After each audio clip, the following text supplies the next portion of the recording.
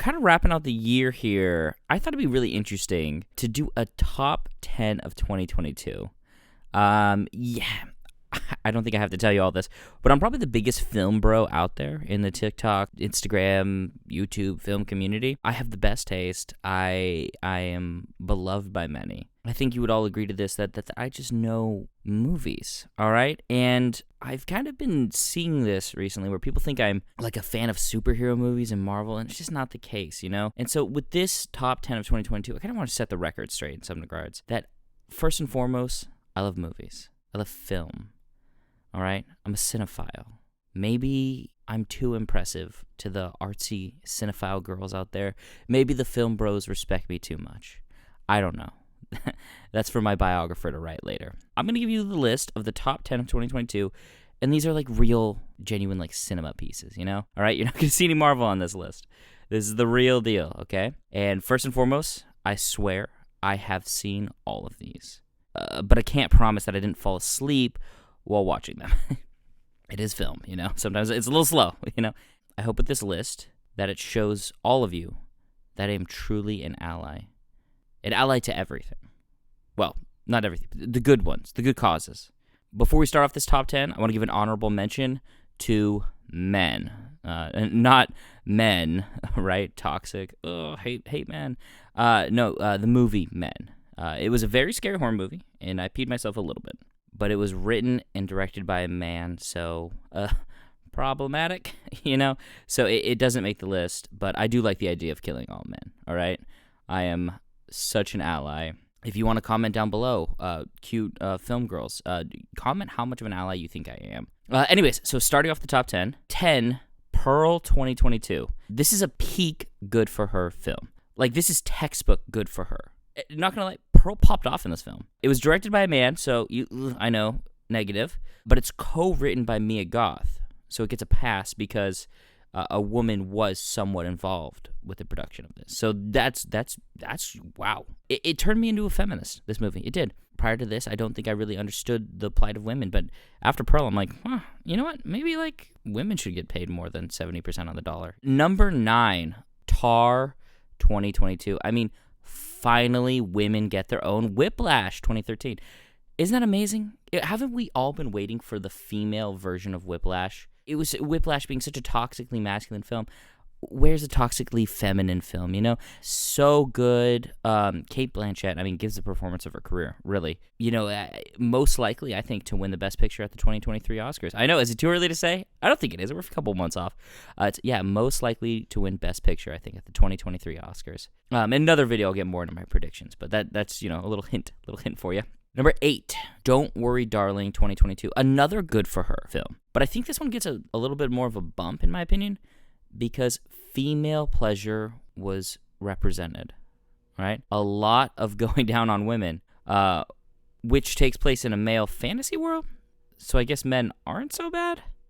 You know the message of the movie. It gets a little muddled. It does. Oh, maybe I should have made this my number 1. Oh, I don't know. But it's written and directed by a woman. So that's huge. I mean, director Olivia Wilde, such a feminist icon. Yeah, I mean, she divorced her cisgendered husband to date a queer-baiting actor. That's so badass. That's huge. She you know, abandoned traditionality to go with a queer-baiting actor. I think that's amazing. 7. Bodies, 2022. This is what I feel like would happen. Like, beat for beat. Like, the series of events that happen in this film seems like it would actually happen. Like, this would happen to me and my old high school friend group. Like, I'm definitely like the Pete Davidson of my friend group, you know? It's cool. It turns into an all-female ensemble, you know? Girl power. It's great. I didn't like the joke about podcasts. If I had to give any critique, if it's not higher on the list, that's probably the reason. I did not like the joke about podcasts, okay? Creating and hosting a podcast is not a joke, all right? It's important, and especially if what you do is review cinema so that people out there are informed about what's going on in cinema, about what's happening in the world. It's not a joke, all right? Also, Rachel Sennett isn't Jewish. Anyone else shocked about that? Feels like she's J-baiting a little bit. Anyways, that's one of the reasons why it's not higher on my list. Number 6, Everything, Everywhere, All at Once, 2022. I kind of just, like, I feel like I had to add this, you know? No, No, like seriously, like film Twitter would assassinate me if I didn't add this to my list. I was thinking of putting it as my honorable mention, but I was literally scared for my life. I mean, even putting it as my number 6 and not my number 1 might be a death sentence. Like straight up, Okay, I thought I heard a car go by. Okay, we're gonna get through this list real quickly because I think maybe somehow film Twitter heard that this is not my number 1. Okay, we're gonna move on here.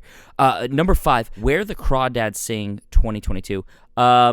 Let's go down the list. Directed by a woman, check. Adapted screenplay by a woman, a check. Based on a book by a woman, check. Lead actor is a hot, sexy woman, check. Daisy Edgar Jones, I'm not objectifying you. I'm stating the facts. You're a certified baddie. Check, check, check, check, check. That's a number 5, Where the Crawdads Sing. I don't even really know if I saw this movie or not. Girl power. Let's boss it up, ladies. Such an ally. Number 4, Parallel Mothers 2022. Foreign cinema, I want a little street cred with the fellow cinephiles, I want to be perceived as more intelligent and have a more unique opinion, so I'm putting this right here. Penelope Cruz. She can cruise over to my penthouse anytime, but you got to hurry. The IRS is, they're seizing it on the 5th. Hey, maybe we can both bond over our tax fraud, all right? Is that a little saucy? We're both bad. Number 3, The Northman. This might seem odd of a choice, kind of seeing how my list is pretty pro-female, but the film is actually a thoughtful commentary on white male rage, and I think more people and more women in general will come to appreciate it in the future. It's toxic, it leads to the destruction of the body, of his soul, the quest for revenge and his desire. I think in time this will become on par with I hate to say it, but on par with what feminists think of Little Women. I think The Northman, it really does have that message there, and probably better said because Greta Gerwig is, by all accounts, a horrible writer director. But isn't it so refreshing to see an action movie that isn't just some dumb Marvel stuff, not some stupid superhero punchy kicky thing? Isn't that so refreshing? That's what I think I like about The Northman. I was like, wow, finally, not some dumb superhero flying in to save the day, just a cool story. I don't know, just side tangent, but I thought it was pretty refreshing. Getting on to number 2 here, The Batman 2022. I mean, I can't help myself. This has to be on my list. It's still not better than The Dark Knight, but it's a hell of a lot better than Batflick, all right? This one changed my personality for most of the year. I mean, my Spotify Wrapped was literally Nirvana as my most listened to artist. That says something. So I think for the impact it has, it's got to be The Batman. Number 1, though, let's just say it all together, Top Gun Maverick 2022. Of course this is number 1. This should be the number 1 movie on every film critic's top 10 list. If it isn't, they're lying, all right? Yeah, it's amazing. The sexual tension. Oh, my God. I haven't seen anything like that since Call Me By Your Name between Miles Teller and Tom Cruise. I mean, they were just moments from it every second when they're on the beach sweating. Amazing movie, very masculine, very tough movie. And kind of in reflection, I think the last 3 movies are the only ones that really matter. If you had to ask me which one would you go see right now, probably just the last 3. The other 7 are fine. But yeah, oh my God, the Batman, Northman, and Top Gun Maverick. Oh, so badass. But if you want to see my in-depth reviews for the last 3 films, go check them out on my page. And as always, you have a great happy holidays and a great new year, all right?